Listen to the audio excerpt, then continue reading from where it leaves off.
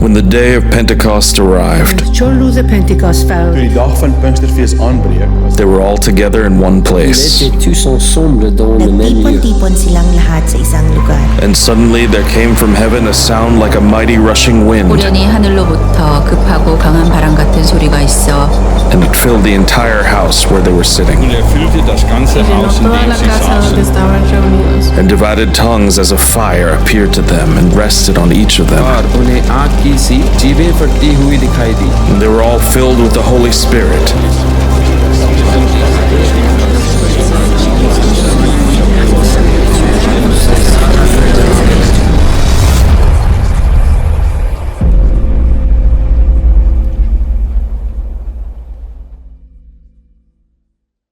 Let's pray.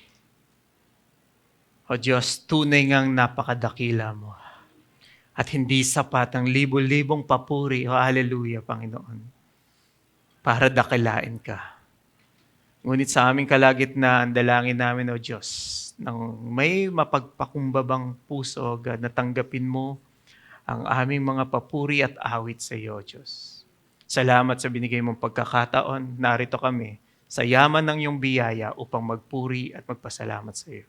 Salamat nga po at idinako mo muli kami sa iyong panambahan upang makapakinig ng iyong salita. At dalangin ko sa oras na ito, Diyos, ikaw ang marinig ng iyong sambahayan at tanging ang tinig mo lamang ang aming masunod, O Diyos. Salamat po muli sa pagkakataong ito. Itago mo nga po ang iyong lingkod sa iyong likuran nang ikaw ang madakila sa aming kalagitnaan. Lahat ng papuri, parangal at pagsamba ay sa iyo lang. Sa pangalan ni Jesus. Amen at amen. So, maaari po natin buksan ang ating mga Biblia.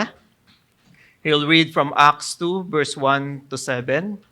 So, kung nakasama namin kayo ng past weeks of our series, Acts po is atras lang tayo ng isang book after ng Romans. So, Acts 2, verse 1 to 7. So, kung nandiyan na po kayo, sabayan nyo na lang po ako. I'm reading from ESB. Sabi dito in verse 1, when the day of Pentecost arrived, they were all together in one place. And suddenly there came from heaven a sound like a mighty rushing wind, and it filled the entire house where they were sitting. And divided tongues as of fire appeared to them and rested on each one of them. And they were all filled with the Holy Spirit and began to speak in other tongues as the Spirit gave them utterance. Now there were dwelling in Jerusalem Jews, devout men from every nation under heaven.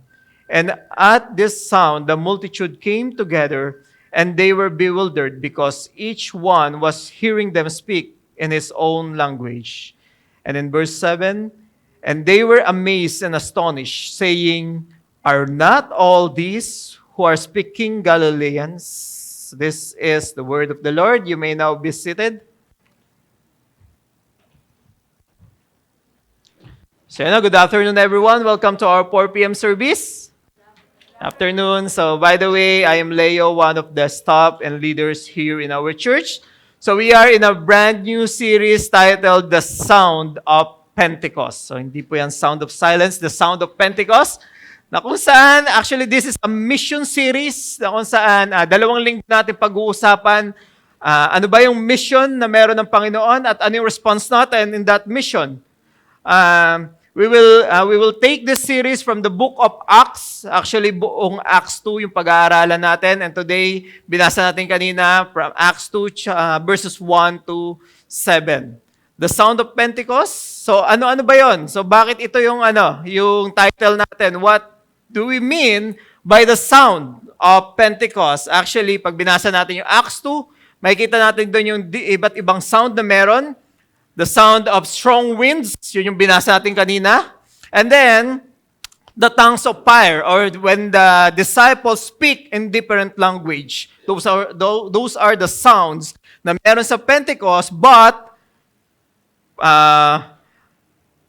mostly, ano ba yung sound na dapat na natin mapakinggan is God's Word. This is the most important sounds that we need to understand at mapapakinggan natin sa Acts 2. So, before we start our preaching, let me present to you the series objective. So, ano ba yung series objective natin? At the end of this series, our church Pakisabi, our church, tayo po yun. Church is not a building, but a gathering of people, gathering of believers. Our church will deeply understand God's heart for the nations in doing mission, leading to a greater appreciation and more active involvement in praying, giving, and going. So pag naintindihan natin, ano ba talaga yung mission, ano ba yung ginagawa ni Lord through mission, sana matouch ng Panginoon or ng Banal na Espiritu ay mga puso natin in our active involvement. Take note, active. Hindi po to passive na naghihintay lang tayo. Ano yung involvement natin? In praying, giving, and going. In chapter 1 of Acts, pag binasa natin yung Acts, chapter 1, the disciples were equipped for their ministry. Remember, Acts, I think it's Acts chapter 10 or onwards, dun pa lang nag-ascend si Jesus.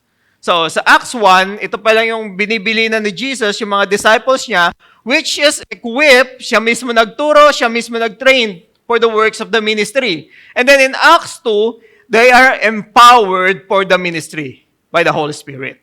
So, in Acts chapter 1, pinigilan ni Jesus yung mga disciples. In Acts 1 verse 4, sabi doon, huwag muna kayong umalis ng Jerusalem. Do not depart from Jerusalem, but wait for the promise of the Father. And in Acts 2, during Pentecost, dito na sila sent out. So yun yung comparison between Acts 1, a continuation of Acts 1 and Acts 2. And then in Acts 1 verse 8, so familiar verse, lalo na pong taga-Victory ka, ano yon? Acts 1:8, ano yon? For God so loved the world. Hindi. And you will receive power when the Holy Spirit comes unto you, and you will be my witnesses from Jerusalem, Judea, Samaria, and to the ends of the earth. So actually, yun yung magiging tawag natin, anchor verse natin as we tackle Acts chapter 2. So, you will receive power, and then, ano yung gagawin natin when we receive power from the Holy Spirit? To be witnesses. So, ano yung ginagawa ng witness? Tell the truth, and nothing but the truth. So, help me God. Yan ng witness. So, ibig sabihin, we have the first-hand information or experience. That's why we have the courage to witness it to other people. And ano yung i-witness natin? Our Lord Jesus Christ. Ano yung ginawa niya? Ano yung binigay niya for us? At ano yung gagawin niya para sa atin? That's what we're going to witness to the people. So, in verse 1, binasa natin kanina, sabi doon, when the day of Pentecost arrived, they were all together in one place. So, before we dig in, let's talk about ano ba ibig sabihin ng Pentecost. Actually, today, Christians or believers will celebrate Pentecost. Pero during their time, literally, ang ibig sabihin lang ng Pentecost is 50th day.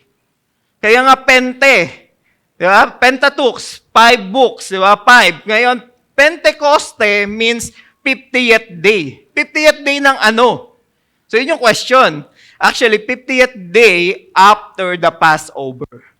So, after the Passover, nagkakaroon sila ng celebration. So, sa Israel kasi, pag binasa natin yung, especially in the books of Leviticus or Deuteronomy, ang hilig nila sa piyestahan.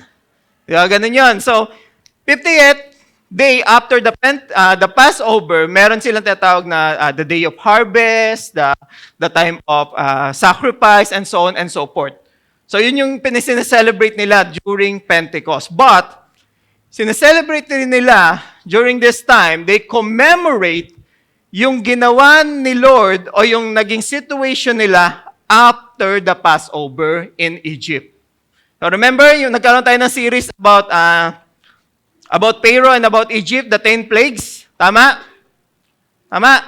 So, ano yung ika-10 plague? Kaya sila pinalayas.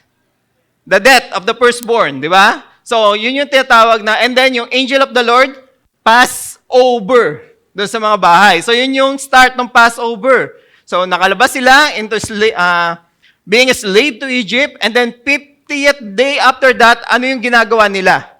Nasa Mount Sinai sila. Nasa paanan ng Mount Sinai na kung saan tinawag ni Lord si Moses para umakyat ng Mount Sinai at doon binigay yung law. So, yun yung isang commemorate nila during Pentecost. Pero, before we start, bigyan ko lang ng comparison.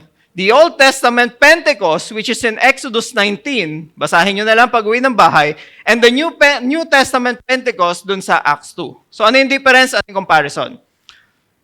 So yung setting, sabi ko nga kanina, after nung Passover, nasa Mount Sinai, nasa paanan na ng Mount Sinai, yung nation of Israel, and then sa Acts 2, nasa Jerusalem.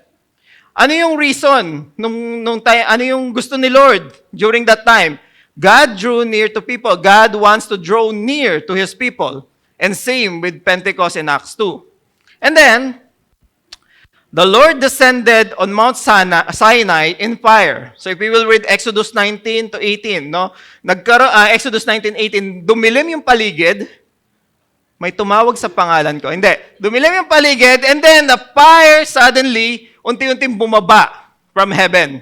So that is God Himself, di ba? And then in Pentecost, in Acts 2, tongues of fire appears to all believers. And then, anong ginawa ni Lord? With Moses, God gave His people His law.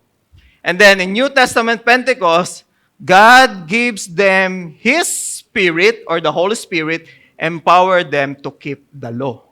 So yun yung comparison. Remember that the Old Testament is the shadow of what will happen in the New Testament. The New Testament is the substance. So tinatawag natin diyang typology or type.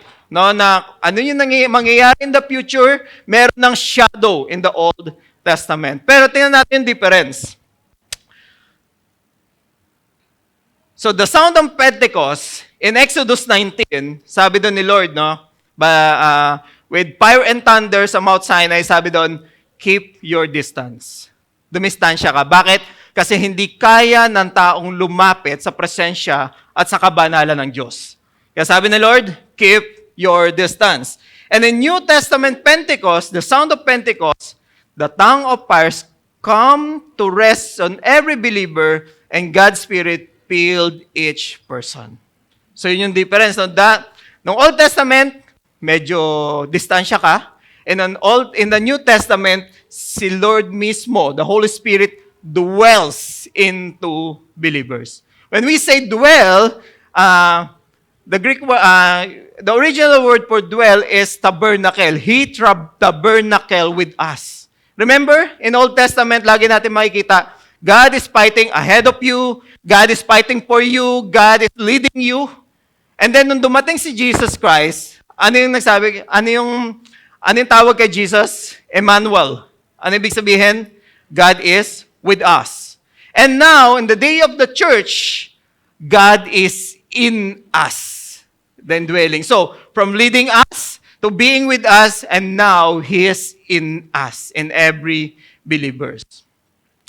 So, on the Old Testament Pentecost, nung kausap ni Lord si Moses, by the leadership of Aaron, yung Israel sa baba, since ang tagal ni Moses, ang tagal bumaba, na inep. So, nag-build sila ng golden calf, yun yung winorship nila. Nagkaroon ng idolatry in the nation of Israel. Ano nangyari? 3,000 of them perish. But in the day of Pentecost, in Acts 2, New Testament, sabi doon, 3,000 people were saved and added to the church. So, nakita niyo yung contrast and comparison of the Old Testament Pentecost to the New Testament Pentecost. So the Old Testament Pentecost took after the great act of deliverance. Old Testament, di ba? God's people saved from slavery in Egypt by the death of the lamb. Yun yung yung Passover, no? Kailangan mong patayin yung lamb, and then yung blood, ipupunas mo sa doorpost. That is the Old Testament Pentecost. But the New Testament Pentecost took place after a far greater deliverance. Ano yung deliverance na yon? God's people saved from slavery to sin by the death of the Lamb, and His blood painted the horizontal and vertical beams of the cross. That is the sacrifice of our Lord Jesus Christ. So the greater Passover leads to a greater Pentecost. And we, as a church, we are part of this greater Pentecost. Because Acts 2 is the birth of the church. And how, sabi nga nila, pag binasa mo yung Acts, ano ba yung last chapter ng Acts? Acts 18 or something. Putol yung Acts. Bakit? Because we are the continuation of the Acts, of the book of Acts. The church is the continuation of the book of Acts. So, in what purpose? Di ba? In Old Covenant, the Holy Spirit is come. So, ito pang ano. Sa Old Testament, we believe, right? God is a triune God, the Father, the Son, and the Holy Spirit, and they all already existed before the foundation of the earth. So in Old Testament, God the Father, God the Son, and God the Holy Spirit already there. Pero yung Holy Spirit in Old Testament, come and go yan. Parang i-empower niya yung isang believers for the purpose of the ministry, and then aalis yan. Ganun yung nangyayari. So nagkakaroon ng empowerment, then aalis, maghahanap, pupunta siya ulit sa other believers. So ganun. But in New Testament, since the Holy Spirit and believers are sealed with the Holy Spirit, the down payment of God's salvation, the Holy Spirit remained in the believers. So if you are a true believers, the Holy Spirit is in you. Sabi ng Bible, sabi ng letter ni Paul, it is an engagement of Christ to the church. That is the Holy Spirit. So that's why, nung tinanggap mo ang Panginoong Jesus bilang iyong personal na Diyos at tagapagligtas, nagbabago yung buhay mo. Tama? Tama? Tama, di ba? May pagbabago. No, hindi lang halata, pero may pagbabago, di ba? Why? Because the Holy Spirit keeps on working in us. So, in Acts chapter 2, the result of being filled with the Spirit is that the disciples immediately began to declare in multiple different language that the mighty works of God. So let's go to Acts 2 verse 1. So when the day of Pentecost arrived, ang sabi nito, they were all together in one place. So possible, this is the 120 disciples of Jesus Christ. Sabi nila, sabi ng ibang theologian, na yung place nila is kung saan ginanap or kung saan sila nag-last supper. So yan, staying together.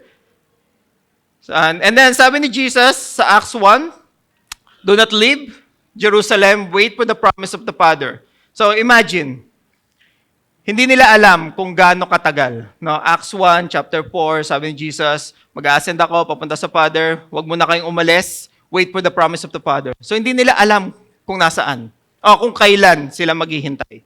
120 people, ang sabi doon, they were all together. Imagine, 120 kayo katao. Hinihintay nyo yung promise. Sa tingin nyo, ano yung araw-araw na buhay na meron kayo? Different culture, different background, different personality. Pero ang sabi dito, they were all together. Actually, in other translation, they were in one accord. Ibig sabihin nun, they have the strong unity. They united in prayer, they united in praising God, and they united in reading the Scripture. So ganun yung ginagawa nila while waiting for the promise of God. Pero kamusta naman tayo, di ba? Anong ginagawa natin while waiting for the promise of God sa buhay natin? Minsan minamadali pa natin si Lord. Lord, tagal naman. Ano ba, Lord? Dapat ko pa ba itong hintayin? O Lord, baka gusto mong tulungan na kita. Di ba? But the disciples, during this time, they were all together with one accord, in one place, praising God, worshiping God, reading the Scripture. And then what happened? And suddenly, there came from heaven a sound like a mighty rushing wind, and it filled the entire house where they were sitting. Suddenly, the Holy Spirit arrives. Instantaneously, unexpected, miraculously, divine from heaven. So nothing is blowing. Actually, when I was reading this, di ba nakakapanood tayo ng mga Bible movie, di ba? Especially this Pentecost. Ang huli ko napanood, nung nagpe-pray sila, bumukas yung pinto, a strong wind entered. Tama? Or ako lang nakapanood nun. Yeah, hanapin ko na lang yung title. Di ba? Pero sabi dito, a sound like a mighty wind. Ano ibig sabihin nun? Nothing is blowing. This is only a metaphor to describe the kind of sound they heard. So, gaano kalakas? Mighty rushing wind. So, hindi ko alam kung gaano kalakas, pero how many of us narinig na natin yung wind kapag mayroong bagyo. Di ba para siyang sumisipol, parang umuugong. So ganon kalakas, or I don't know about them because this, I don't know kung paano din i-describe, but a mighty rushing wind. So ganon kalakas eh. Ito yung scenario. Nasa upper room sila, 120 people, and then suddenly, ganong kalakas na tunog, yung narinig nila, narinig ng buong Israel. Ano mangyari? It attract people to them. So yun yung no? So, but there's no motion in the air, and yet the sound was like a hurricane blast from heaven. Ano nangyari? It filled the entire house. They were completely engulfed, completely immersed, completely baptized by the Holy Spirit. It filled the entire house. When we say baptism of the Holy Spirit, so hindi ako masyadong magdidig dito because we have the spiritual foundation. I encourage you to attend our spiritual foundation. But when we say baptism of the Holy Spirit, from the Greek word baptizo means to immerse. So hindi yan hindi yan, yung baptism ng Holy Spirit sa isang believers, hindi yan talsik-talsik lang. Sabi nila, para kang nasa dagat, and then hindi mo hihintayin yung alon na pumalaw sa'yo, kundi ikaw mismo, i-immerse mo yung sarili mo sa kalawakan noong karagatan. So, ganun yung baptism of the Holy Spirit. That's why it says here, it filled the entire house. Pero hindi doon natapos.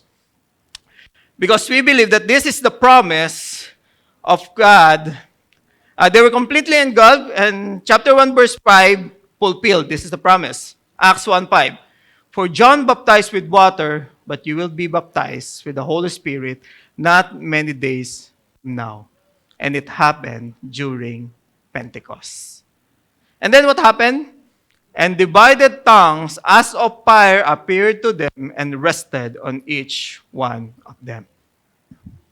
So verse 2, sounds like the mighty rushing wind filled the house. They don't know what's going on. Then, ang sabi doon, divide tongues as of fire rested on each and every one of them. So, meron na parang maliliit na apoy na rested or rested. Basta rested, di ba? Na pumunta or nanatili sa bawat believers na nandun. This is the visible manifestation of the descent of the Holy Spirit. Why is it necessary? So, unang-una, the sound of the violent rushing wind would say something happened, but the individual tongue over everyone showed that it happened to all of them. So, yung sound of the rushing wind, dinig ng lahat yan. May nangyari. Pero yung tongues of fire na rested on them, ibig sabihin lang nun that it happened to all of them. The Holy Spirit dwells in and empowers every believer personally. So, nagkaroon ng communal baptism of the Holy Spirit, and then, the Holy Spirit dwells in and empower every believers personally. So, kaya ang bawat isang mananampalataya ay personal na ini-empower ng banal na Espiritu. How many of us thankful that our God is a personal God?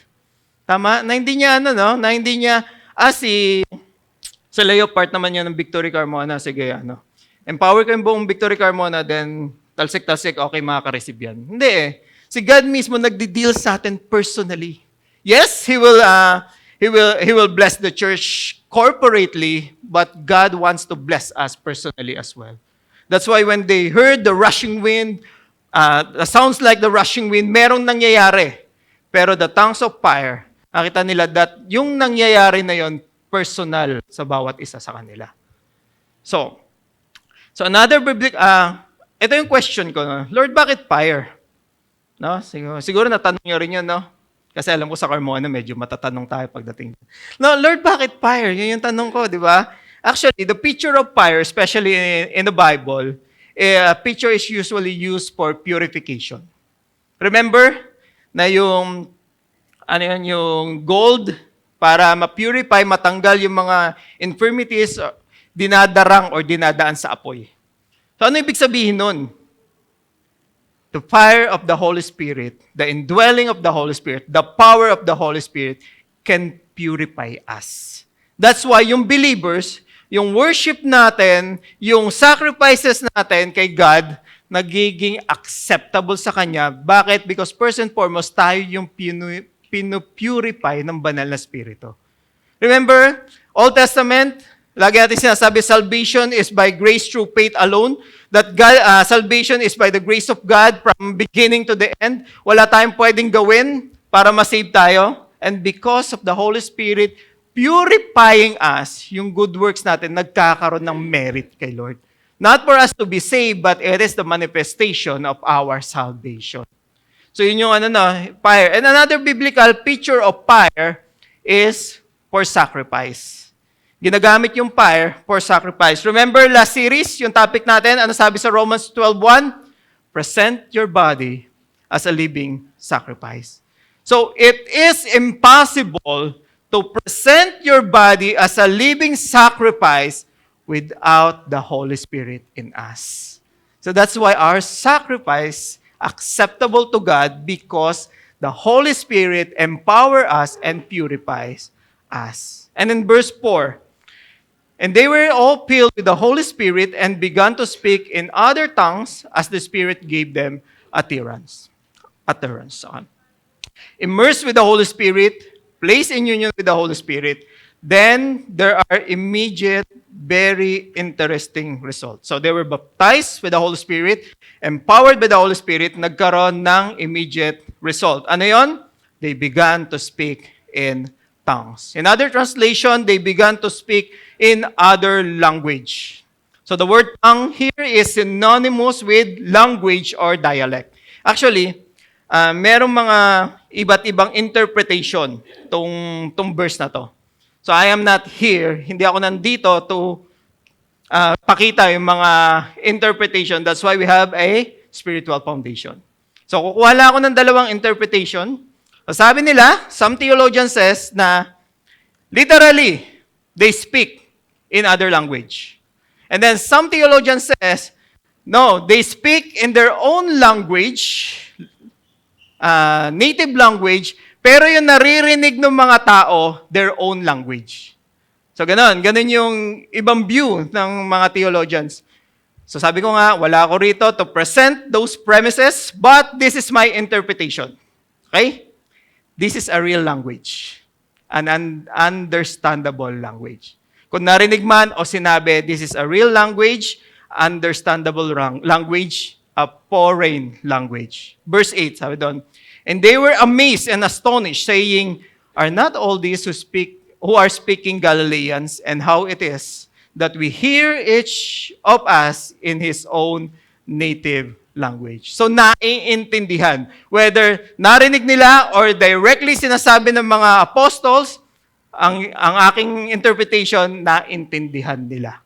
Hindi to some kind of utterance lang or or a syllable na sinasabi nila, but this is a real language, a real native language na intindihan.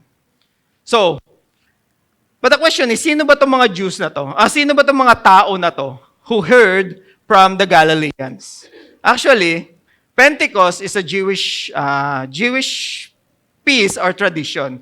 Remember, during Old Testament, ilang beses na-conquer yung Israel. Tama?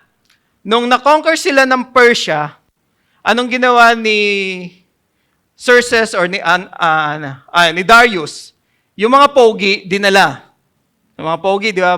Buti na lang, wala ako nung time na yun kasi naiwan din ako. Di ba? Dinala nila sa Dinala nila doon sa kingdom nila sa Persia. Daniel, remember Daniel, Meshach, Shadrach, and Abednego? Di ba? Alam nila itong itong mga young na to, alam nila malaking potensyal. Pero pagdating ng time ni Nebuchadnezzar, the Babylon, anong ginawa? Pinabalik sila. So, may mga Jews na hindi bumalik. Remember Esther? May mga Jews na nanatili at nagkaroon na ng ibang ng community sa iba't ibang nation. Actually, possible na yung mga taong nandito during the Pentecost is those second, third, or fourth generation Jews na nasa ibang nation na sila lumaki, pero yung tradition nila sa Hebrews nandun pa rin. So kung sa ibang nasyon ka lumaki, Ibig sabihin nun, expose ka sa language ng nation na minsan mo nalang marinig yung sarili mong language. So, sino dito, probinsyano or taga-probinsya? Ako kasi, I'm a full-blood Bisaya. Okay? I came from the province of Leyte. Okay? Di ba? Full-blood Bisaya, di ba? So, pero dito na ako lumaki. Hindi, nagkaisip. Okay, dito na ako nagkaisip. Sa bahay, nag-uusap sila Cebuano language o Bisaya. Naintindihan ko pero hindi ko na kayang magsalita. Kasi nga, 2 years old pa lang ako, nandito na kami. Pero kaya kong makaintindi pero hindi ko kayang magsalita. So same with these Galileans. Na possible na mga probinsyano to, province of Galilee, yung siguro yung mga tawag dito, intonation o yung tono nito iba. Pero ano sabi ng mga nakasaksi or nakarinig? They were amazed and astonished. Remember, these Galileans, hindi pa to nakakalabas ng nation nila, nation nila, Jerusalem or Israel. Pero ang sabi, they hear them speaking their own native language. Paano naging possible? By the power of the Holy Spirit. And here's my question. I go, Lord, bakit language? Di ba? Bakit yun yung pinakita mo? How many of us believe na walang aksidente sa Lord? Na lahat yan, alam ng Panginoon kung paano niya i-execute, alam ng Panginoon kung ano yung ginagawa niya, lahat yan may purpose. So, but why language? Go back to Psalms 18:49. Ito yung verse na kinote ni Paul last week, di ba? For this I will praise you, O Lord, among the nations, and sing to your name. The psalmist, which is David, singing the praise of God among the nations in reference to Gentile salvation. And in Deuteronomy 34:43, sabi doon, rejoice you nations with His people. Deuteronomy is 32, the last part of Moses' writing. Deuteronomy is part of the Pentateuch, which is the 5 first book of the Bible. Pero sinulat na doon ni Moses that even the Gentiles, you nations, will rejoice you nation with His people, the Jewish nation. So, the heart of God from the beginning is to save all the nations. So, ginamit niya lang yung Israel. If you will read the book of Bob Sjogren, which is Unveiled at Last, binigay niya doon yung reason why God chose Israel. So, ginamit niya yung Israel, pinili niya yung Israel to be His nation para ipakita yung greatness niya, ipa-experience yung kadakilaan niya, yung love niya, and even His salvation. And then as this nation, the promise to Abraham, they will become blessing to other nation. So, makikita ng other nation yung kadakilaan ng Diyos sa ginagawa niya sa Israel, and those other nation, which is the Gentile nations, ma-attract sila papunta sa Panginoon. So that is the heart of God. The heart of God is to save all humanity. Ibalik sa Kanyang muli yung mga tao. Mission was an attribute of God before it was an activity of individual Christians or church. Kapag naisip kasi nating mission, we will go. Yes, yun naman po yung meaning ng mission. Send. To send or to go. But, if we will look at the attributes of God, siya mismo yung kauna-unahang missionary. Siya mismo yung kauna-unahang pumunta into the mission field. Why? God the Father sent the Son. The Father and the Son sent the Holy Spirit. And the Father, Son, and Holy Spirit send the church into the world. So first and foremost, missions is an attribute of God. God, therefore, in His very essence, a missionary God. Hindi tayo nagmi-mission para ma-reach out. Yes, yun yung ng mission, but that is not the main goal why we're doing mission.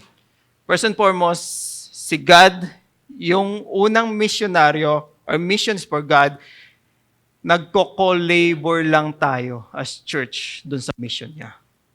That is a privilege. Paul Stephen emphasized, mission is God's own going forth. It is not the church that has a mission of salvation to fulfill in the world. Rather, the mission of the Son and the Spirit through the Father includes the church.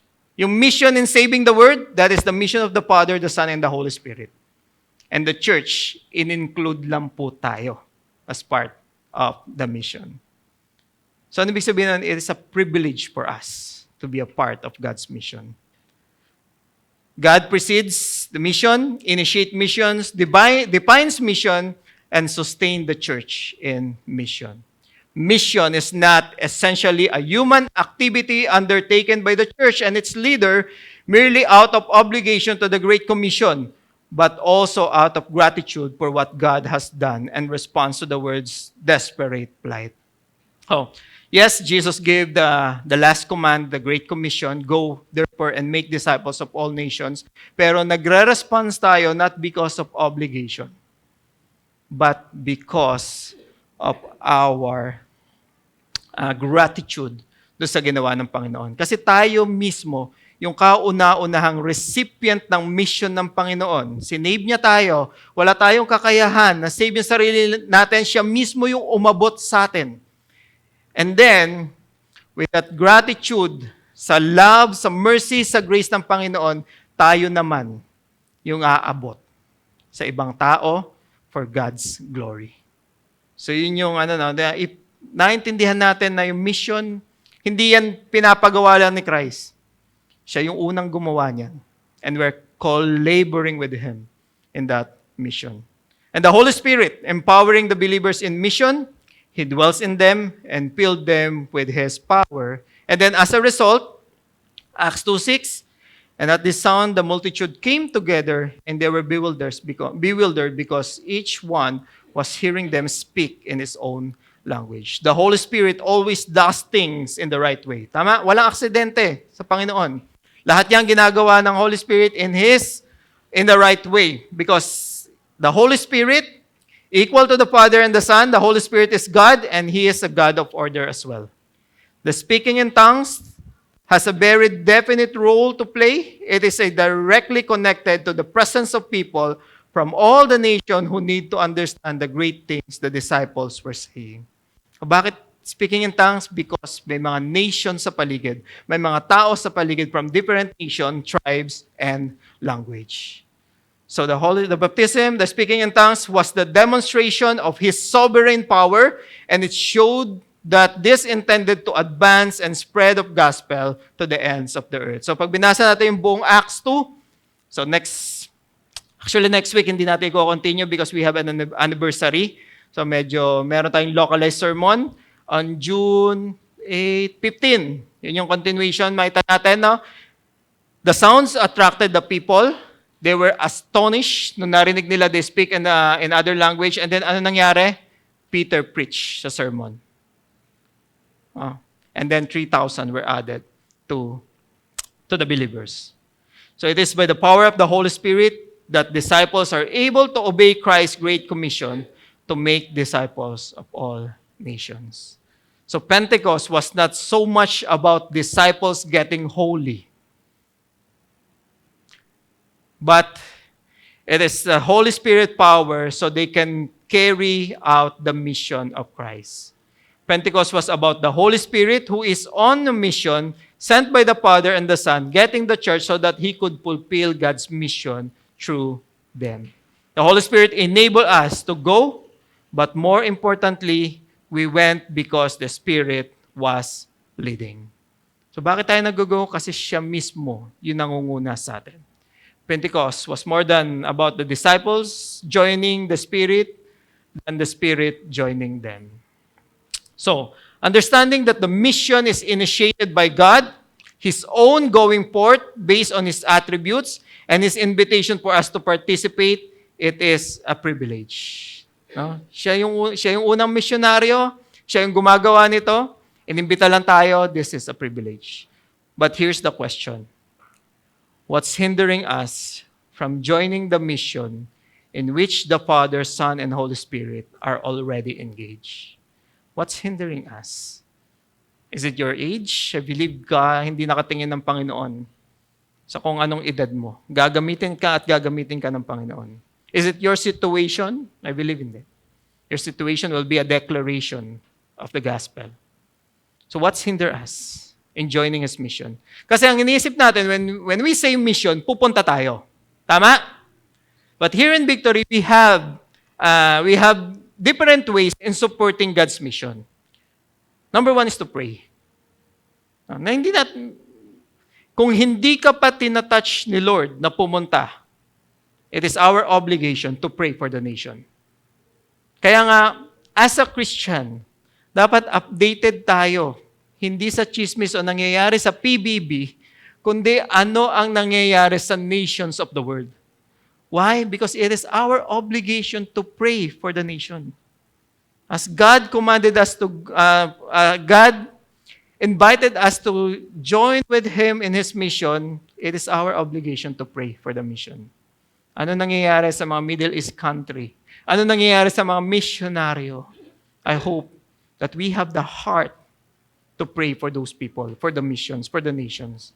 Eh kung may mga misyonaryo tayong kilala, I hope and pray na wala pa sila doon, we're praying for the open door doon sa mga territories na nandun. That there will be no gateways or barriers na maghihinder ng mission ng mga taong yun. So we have a role to play in this mission. Pray. And then, if God is blessing us abundantly, I believe God wants us to bless people as well, especially the missionary. We can give to the mission. We can pray, we can give to the mission.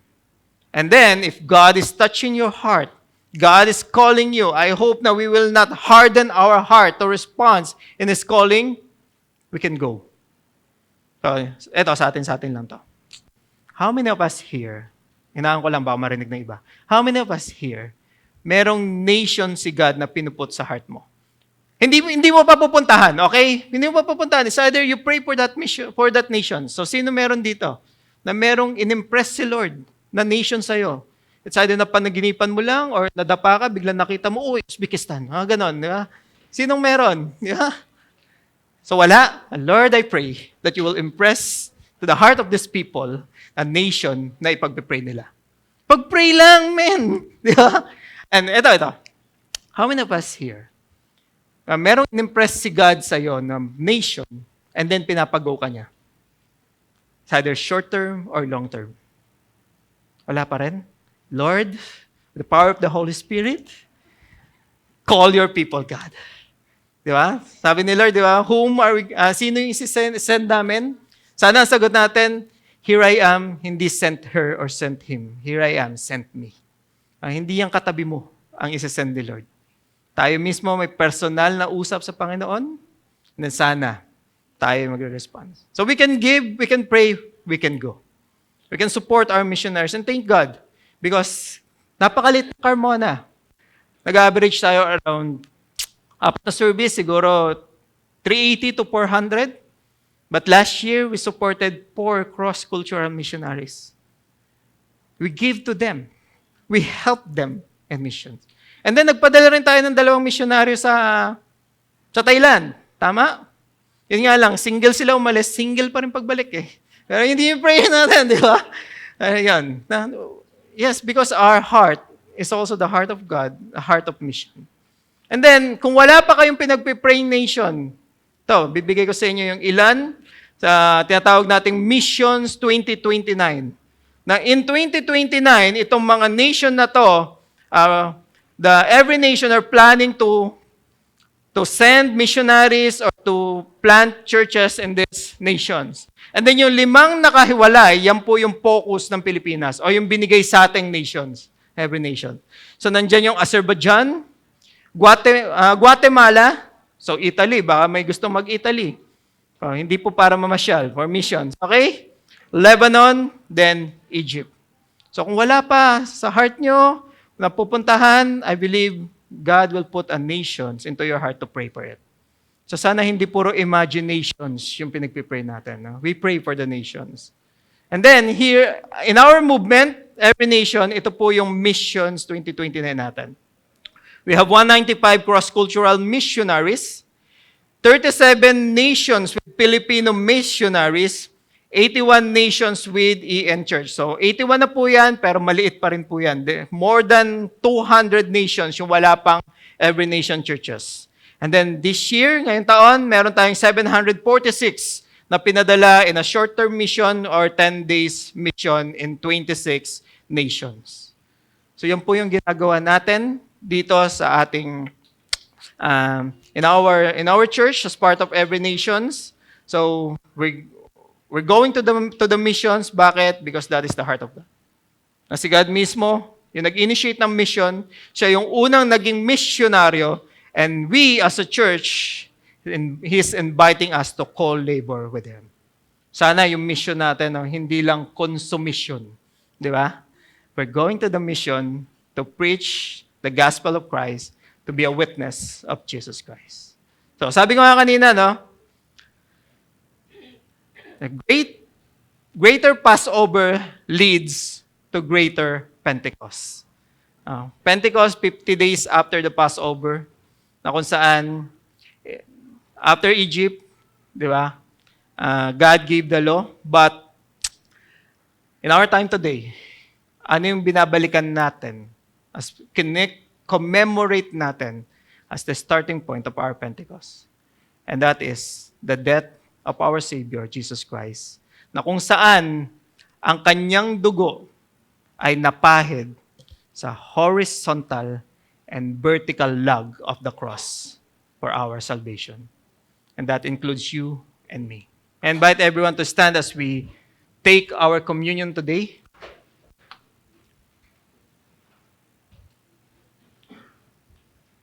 So I hope and pray na more than just a partaking of the bread and the cup, communion is a commemoration of the sacrifice that the Lord Jesus made for the forgiveness of sin and to include us in a new covenant relationship with God. Without the sacrifice of our Lord Jesus Christ, there will be no outpouring of the Holy Spirit in us. The sacrifice of our Lord Jesus Christ initiate that the promise of God already fulfilled in Him, and He will fulfill His promises pa kung ano yun nasa atin. So we need to remember that this is more than just a commemoration. It is a participation in the Lord Jesus Christ's sacrifice. So by partaking of the bread and the cup, we recognize and confess that Jesus Christ died for our sins and that we trust in Him alone for our salvation. When Jesus died, our old self and our sins died with Him. He took the punishment that we deserve because of our sins, and because of His blood, we now confess our inclusion in a new covenant relationship with God. And because of His blood, we are now part of this, what we call the church. And during the Pentecost, the birth of the church, kaya hindi po, pag binasa natin yung Book of Acts, hindi po yan tapos. Bakit? Kasi tayo yung continuation ng Acts. And God called us to be His witnesses in our Jerusalem, in our Judea, Samaria, and to the ends of the earth. Let me read to you 1 Corinthians 11:23-26. For I received from the Lord what I also delivered to you, that the Lord Jesus on the night when He was betrayed took bread, and when He had given thanks, He broke it and said, "This is my body, which is for you. Do this in remembrance of me." In the same way also He took the cup after supper, saying, "This cup is a new covenant in my blood. Do this as often as you drink it in remembrance of me. For as often as you eat this bread and drink the cup, you proclaim the Lord's death until He comes." Shall we pray? Father, we thank you for sending your Son, our Lord Jesus Christ. God, as we partake of the bread, we remember and participate in His body that was broken for us. Thank you, Lord, for letting Him take our place in receiving the judgment that we deserve because of our sins. We also recognize that all of us who partake of the bread today are one and are all part of His one body, the church. We also thank you for the blood of our Lord Jesus Christ. As we partake of the cup, we remember and participate in His blood that was poured out to cleanse us from all our sins. We thank you that through faith in Him, we are now holy, righteous, and pure before your sight. We thank you that through Him, all of our sin are forgiven, and we could stand before your presence without any guilt, condemnation, or shame. We thank you that through His blood, we are now part of a new covenant relationship with you. We can call you our Father, and you have received us as your beloved children. We thank you that we are also now part of this new covenant family, the church. May we live our lives in love and unity with one another, even as we live our lives in love and in unity with you. Let's prepare the bread.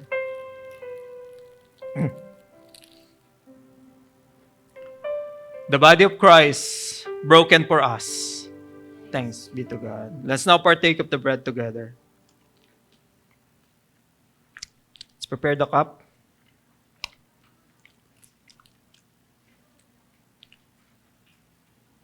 The blood of Christ shed for us. Let's now partake of the Lord's cup together.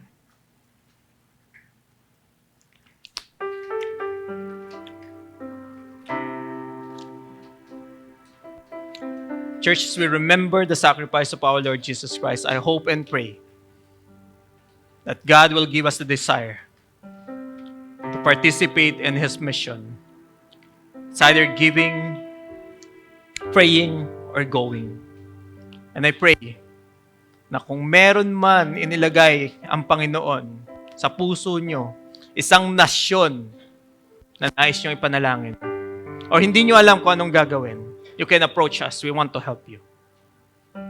As we believe, Victory Carmona will be a church sending missionaries to the nations, because that is the heart of the Lord.